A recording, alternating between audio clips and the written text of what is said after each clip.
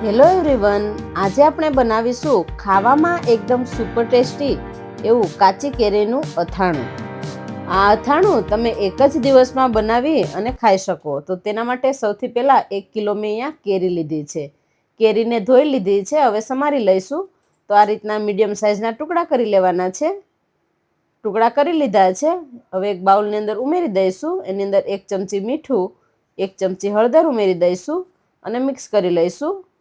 હવે ઢાંકી અને 1 કલાક માટે કેરીને રેસ્ટ આપીશું, એટલે મીઠાનું પાણી થઈ જશે.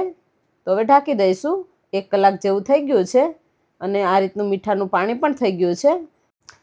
કેરીમાં કલર પણ એકદમ સરસ આવી ગયો છે. તો હવે આપણે 1 કલાક માટે પંખા નીચે સૂકવી દઈશું અને કોરા કરી લઈશું. તો 1 કલાક જેવું થઈ ગયું છે અને કેરી એકદમ સરસ સુકાઈ ગઈ છે. તો કેરી સુકાઈ જાય પછી તરત જ આપણે બોળાનો વઘાર કરીશું. તો તેના માટે 100 ગ્રામ મેથીના કુરિયા એક બાઉલની અંદર ઉમેરી દઈશું. 50 ગ્રામ ધાણાના કુરિયા, 30 ગ્રામ જેટલા રાઈના કુરિયા, 3 ચમચી જેટલી અધકચરી વાટેલી વરિયાળી, સ્વાદ અનુસાર મીઠું ઉમેરી દઈશું. મેં અહીંયા 3 ચમચી જેટલું ઉમેરેલું છે. હવે બધું મિક્સ કરી લઈશું અને વચ્ચે આ રીતે વઘાર ઉમેરાય એ રીતે જગ્યા રાખીશું. હવે વચ્ચે 1 ચમચી હિંગ ઉમેરીશું. અહીંયા હિંગ છે એ સારી ક્વોલિટીની છે, એટલે મેં અહીંયા 1 ચમચી ઉમેરી છે. તમે વધારે 2 ચમચી પણ ઉમેરી શકો. હવે 4 તજના ટુકડા અને અડધી ચમચી મરી ઉમેરી દઈશું વચ્ચે. એના પર આપણે વઘાર ઉમેરવાનો છે, એટલે વચ્ચે રાખીશું. હવે મેં અહીંયા 250 ગ્રામ જેટલું તેલ ગરમ મૂકી દીધું છે. વધારે ગરમ નથી કરવાનું, નોર્મલ ગરમ થાય ત્યાં સુધી ગેસ પર રાખીશું. તેલ ગરમ થઈ ગયું છે. હવે વચ્ચે ઉમેરી દઈશું અને આ રીતે તેલ ઉમેરી અને તરત જ આપણે ઢાંકી દઈશું, એટલે વઘારની સુગંધ છે એ બેસી જાય.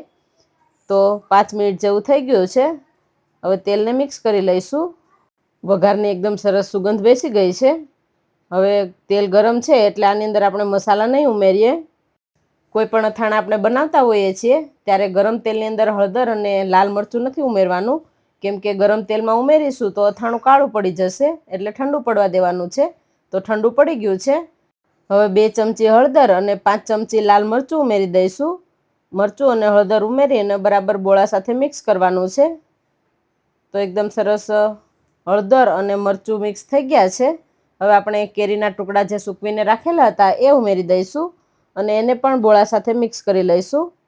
તો આ રીતે બરાબર મિક્સ કરી અને અડધો કલાક આપણે રહેવા દઈશું. પછી અડધો કલાક પછી બરાબર મિક્સ કરી અને એરટાઈટ બરણીમાં ભરી લેવાનું છે. અને વધારે જો તેલની જરૂર પડે તો ઉપરથી તમે નોર્મલ તેલ હોય એ ઉમેરી શકો, અથવા તો ગરમ કરી અને ઠંડુ પાડીને પણ ઉમેરી શકો. તો અથાણું આખું વરસ માટે રાખવું હોય તો અથાણું ડૂબે એ પ્રમાણે તેલ ઉમેરી દેવાનું છે. તો એકદમ સરસ, ખાવામાં એકદમ સુપર ટેસ્ટી એવું કાચી કેરીનું અથાણું બનીને તૈયાર છે.